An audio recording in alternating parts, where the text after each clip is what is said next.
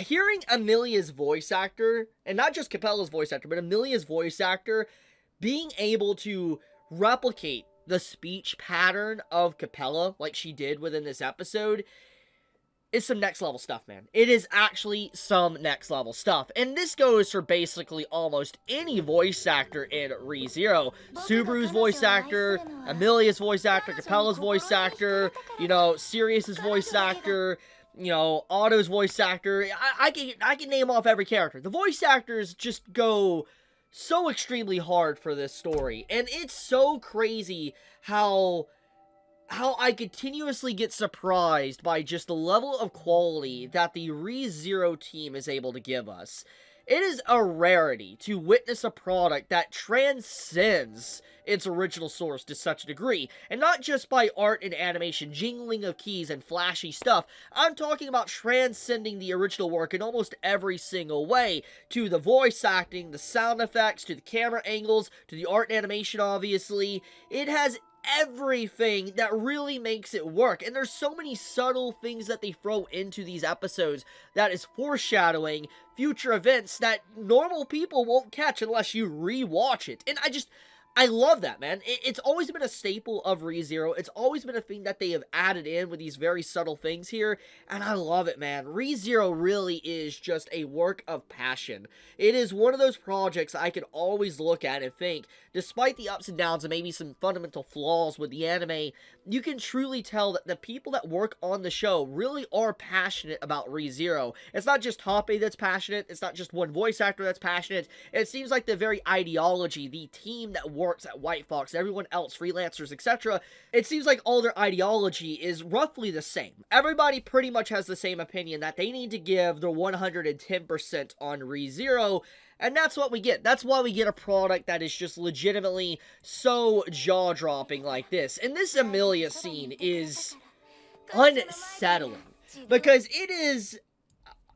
This scene says so much about Capella, but Subaru. And just the very essence of what really makes the Sin of Lust, the Archbishop, the Sin of Lust, and why she is like she is. I love this scene. It's so brief, and it's so small that so many people can get so many different ways to view this segment of Amelia, and it's such a hard question that Capella asks that there's not really an answer. At the very least, I don't know how to answer it. I really don't know how to give a proper answer to the question. But the point of the matter is that Amelia, or Capella in this case, morphs into Amelia, Subaru's dream girl, Subaru's one and only, someone Subaru loves, someone that Subaru has and will die for over and over again. He loves Amelia. And seeing this scene of Capella basically walking towards Subaru and twisting those words that, Amelia would say, or what Subaru wants to hear from Amelia, and, say the emotions of how he felt about her, it's disgusting is, or potentially how shallow, she literally rips Amelia apart and then reforms back into her body, aka her original body, Capella. And this is great, because it's so symbolic, and it says such a huge message about her character, and how she views lust and appeal to people. So let's get into that. Capella, the Arch-Sin Bishop of Lust. Quite a character. I would say, looking at the cast of characters and all the sins that we've encountered, we've encountered obviously sloth, gluttony, greed, wrath, and now lust. Looking at all the ones we've encountered, and we can definitely say that they all have their, evil nature. They all have their very distorted, maniacal, disturbing sides. For instance, Petalogius Romanicanti, we saw how he was just driven by so much dedication and love and all that to finish the ordeal, that it's just how could this man be slothful? You could say he's potentially slothful of the mind or whatever, but he was just crazy, just his dedication to the cause. Then we see Regulus, Corneus, greed. And his very attitude and how he treats people, how he obviously has 79 wives, and what he's doing to Amelia within this episode, he comes off very arrogant. He comes off very greedy, but in a very different sense. He doesn't care about anyone else's priorities or what they want. He cares about only things that he wants. He's a very interesting fellow. There's a lot more to him than that, but I'm not going to talk too deep about him because his character hasn't been expanded upon in the anime.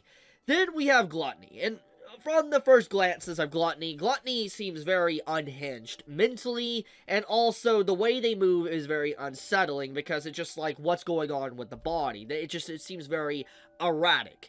But obviously the connection with Gluttony and what Gluttony did to Rim and a bunch of others within the story, it has a huge effect on our cast of characters. They offer this point of anger and wrath, and we see that from Subaru within this episode. He literally gets wrathful towards Gluttony, and it's a very interesting segment, just showing that, like, there's only a few people that's really driven anger from Subaru to such a degree. The few people that's really done it is obviously Petalugius, Romanicanti, and also Gluttony. Now, we could definitely say to an extension, maybe Elsa, but I don't think there's ever been an inherent hatred, like eternal hatred, as he's had for certain archbishops. And in this case, when you see this scene, you can see that same level of disgust that he had for Sloth and he has for Gluttony coming to the surface with Capella. But it's a very different emotion besides just anger. It is legitimate, vile disgust. And it's interesting that Subaru would feel such emotion towards her character when she is literally the Sin Archbishop of Lost itself. Technically, when you think of someone that is, the Sin, like the Archbishop of that, you think that instantly you would be attracted to them, that you would think that they're beautiful, they are perfect, and that you would want to be with them, so to speak. That's what you would think, that they would give off that vibe. But everything about her title of the Sin of Lust, it is the exact opposite. She literally is just like, how could someone be so vile and represent something like that, represent that scene? And that's what makes her character so compelling, but also makes her so fascinating because of what she does to the characters around her. Every time Subaru's encountered a archbishop, it's fundamentally changed him to some degree. Obviously, with Sloth, it really changed Subaru's perspective of growing as a person and realizing he can't really do everything by himself, and also how weak he really was in the grand scheme of things. There's a lot more lessons he learned than that, but that's one of the fundamental things he learned from Sloth, and it changed his viewpoint of everything, how cruel the world is. Gluttony took away something from Subaru. Gluttony took Rim away from him. And Subaru, that had someone that was attached to him and viewed him as a hero, he lost that. And we know the spiral Subaru went down thanks to that. So, we know every time he encounters a Sin Archbishop, it changes him forever. And so, seeing Capella here and what she does, this is obviously going to have a radical effect on Subaru's mind and physical state because of what she did. She didn't just, like, kill him and destroy him, rip his leg off, or anything like that. She crapped on his very thoughts and feelings of how he views the people he loves and his friends around him. And I think that's what makes this scene so fascinating, is his friendship, is his love for people shallow? And I think that's what really makes Capella such a fascinating character, because she really pokes holes into Subaru's character, and how, like, he instantly, when he encountered the flies and stuff, you know, he had a look of disgust on his face. When he saw the dragon, he attacked the dragon instantly, even though we found out later on that the dragon was obviously someone forced transformation to look like Capella. And Capella brings up an argument, like, even if it's unfair, it's twisted, she brings up a very argument that you only judge people at first by their appearance, and then you ask questions later. You only will discuss or have a discussion with someone unless you deem them desirable to talk with. That's basically what Capella brings up, is that if they're not desirable, like, for instance, like, if they're not, like, they don't look good, like, they're not going to talk with them. But if they look okay and normal, aka look human, you will try to communicate with them, which then in turn, you will find out about their personality, and then the next level of, let's say, love or lust in this case will appear. AKA, will you continue to communicate with someone? Is their personality rotten? Or is, like, you know, will you continue to talk with them because they have a very good personality? But if someone's outer appearance is very grotesque and ugly, you might not ever want to take that step forward to talk with someone. So Capella brings up a fascinating argument and debate to the table, and effectively destroys any counter-argument with what she was saying to Subaru in this episode. Now, once again, I'm not qualified to really talk about Capella's overall argument because it's such a deep-seated discussion that even in this day and age, into this day, real life, people discuss this. The vanity and looks of someone, what's more important, what's inside, what's on outside, and obviously we'll always hear different discussions of this. Some people say obviously what really matters is what's inside, and then some people say it matters about the outer appearance, and here's my perspective. There's nothing inherently wrong with being physically and mentally attracted to someone on the outside. But also, you should try to be attracted to their personality as well. And I think trying to pick one or the other is inherently not an okay thing. It's not a good thing whatsoever. But once again, I don't know if this is the proper answer to the discussion. All I'm saying is that Capella theoretically shows examples of how people interact with those that they deem disgusting. And I think that's really fascinating about her character. And let's segue into her character a little bit. Let's talk about, like, her personality and how rotten it is. And how fundamentally she is going to probably have one of the biggest lasting impacts on Subaru going forward. So Capella is a walking contradiction. Hear me out.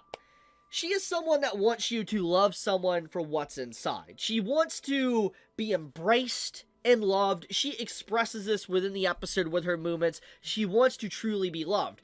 But on the inside, she gets so angry and disgusted by when someone only views the outside beauty. It's like she hates love, even though she wants love. Like I said, she is a walking contradiction.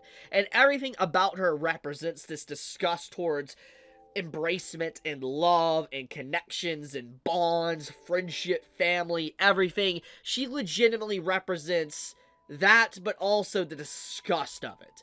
And, like, everything about with, like, she looked at Crush in this episode. When Crush was on the ground and Subaru was like, get your foot off of her, she looked down at Crush with just such contempt. There was so much contempt in her eyes. And let me actually see if I can see that scene. It is such an interesting little scene here where she actually looks at her. It's right here. So she, like, puts her foot down. And, like, right here, this look of contempt, it's so fascinating. It's just, you can see the overall animosity in her face, that she's like, ah, yes, you only care about her because the way she looks, because she has this exotic beauty. And she instantly is like, if she was ugly, so to speak, maybe you might not care as much. That's kind of what she does. And she also plays with this theme as well because of how she turned into a little girl. For instance, before we even knew she was here, you see the dragon, and you see this little girl looking like they're tied up, or like in chains or something. And obviously we come to find out that's Capella. She played that fact of like, oh, the little girl is innocent, she's safe and all that, playing with the very vanity and appearance of something once again, with the bugs and stuff in the room. Is that obviously if you see a little kid, you see an innocent kid and all that, they're innocent, they're good, they're not evil by any means, they're going to be straight-laced. But Capella craps on that too. Childlike innocence. That even children, theoretically, can be evil. And children can also have very dark impulses. She tries to twist these images and stuff. And her character has just so much fascinating little details to it that honestly, I can make a dedicated video entirely to her. I mean, hell, I'm kind of already doing that right now. But she's such a thought-provoking character because of how she handles things. And how the imagery of her, like, ripping herself apart and stuff like that, it shows a complete disregard to her own body as well, that she doesn't care about it. And it's just like, she clearly does, but she doesn't. And it shows that there's some deep-seated darkness within her. Obviously, we know she has darkness, but it's implied that Capella has experienced something truly horrific in her life that has led her to this. And let's talk about that. So, we know the story, or not the full story, but some of the story of Petalogius Romanicanti. We know what happened in Emilia's backstory. And regardless if, Juice was theoretically a good person, not completely, the point of the matter was, he wasn't as unhinged as he was at the end of Season 1 of ReZero. We know this. He was a much different and well-focused individual. And so when you think about how Pandora twisted him, ruined him, we know that he wasn't always like what he was. He was a better person. Maybe not innocent, but a better person. And in this case, when I look at Capella, I feel like her character is deep-seated in tragedy and sadness. And it doesn't give an excuse to the horrific things that she's doing within the story, but it feels like Tape is trying to imply that her character has went through something so horrendous that's what led her to be so vile, so disgusting, and just literally so, like, she craps on the very ideals of love itself. That's what she looks like. And I think that is a really fascinating thing with her character, because you can't help but feel like, is she a victim in some way? And that's obviously what the episode wants to give off, that she feels like that. She feels like a victim of something, but we don't know the full story. It is unanswered. So yeah, that is the writing quality, honestly, of ReZero, and why I think when it comes to Sin Archbishops, Tape really, he goes hard for them. He really makes them thought-provoking on how they are. So yeah. Anyways, let's get off of Capella for a second, because obviously I want to keep talking about this, but I want to talk about some other elements of the episode. So one thing I do want to mention is that she could turn into anything. I'm still talking about Capella, but she could turn basically anything. She has wings and stuff. She can turn into other people to basically shapeshift. She's a pretty scary entity, honestly. And it makes you wonder how she knows what Emilia looks like. Does she have an ability automatically to know what someone desires? There's a lot of questions here. But, regardless if she does or doesn't, she's a very dangerous individual because of her shape-shifting-like qualities. She also does something to Subaru and Crush within this episode, where she pours her contaminated dragon blood, as we can see, into Crush's face, like in her wounds and stuff, and also into Subaru's torn off leg. Now, that's another thing. We gotta talk about Subaru for a second. Subaru, he goes through some horrendous stuff in this episode. Legitimately, he gets his leg just straight up ripped off. It is violence. Uncensored violence. I'm not gonna lie, I'm not squeamish. I don't get, like, grossed out by anything, okay? Not really that often. But this scene with Subaru, and his leg gets just straight up ripped off, and you literally see blood just like gushing out of the wound. I'm just like, bro! Like, as someone that is, or has rewatched ReZero Season 1 and Season 2, yes, there's been violent scenes, but nothing to this degree. Like, that scene with, like, Capella, I don't think I could show it because YouTube would not like it. But that scene where Subaru throws a rock at her face, and you literally see her eye socket, like, messed up, and her nose just gone. I mean, it just, like, it's a full frontal view, and you see blood and stuff, and it fixes. It's so jarring and creepy. Once again, it plays with, the fact of, like, Capella's body, how she has, like, kind of, like, disregard for, like, the abuse to her body. I don't want to get back into that. The point is that the uncensored nature of this episode is jaw-dropping. And that's just, like, how much worse can they make this look? It's really crazy. Another thing I want to talk about is the blood that Capella leaked out of her wrist, by the way.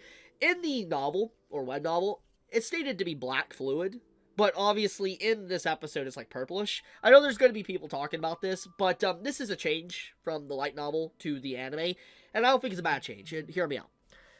The liquid quality being black would probably be hard with shading and colors and lighting. It could be done, but I think to represent the point of, like, a purplish liquid fluid would be easier. It fits in line and themes with the color palette of ReZero, especially with, like, what we see with Satala, the Witch of Envy, and stuff like that. It fits with the color palette overall. So her having, like, purplish blood, I think, is completely fine. It's nothing too bad. It's darkened like it's still black blood, but it has a purple tint to it. So I do think that Capella's blood change, not that bad. I know there's going to be people complaining about that for some way or some reason. That, in my opinion, is a nothing burger in comparison to what I talked about yesterday.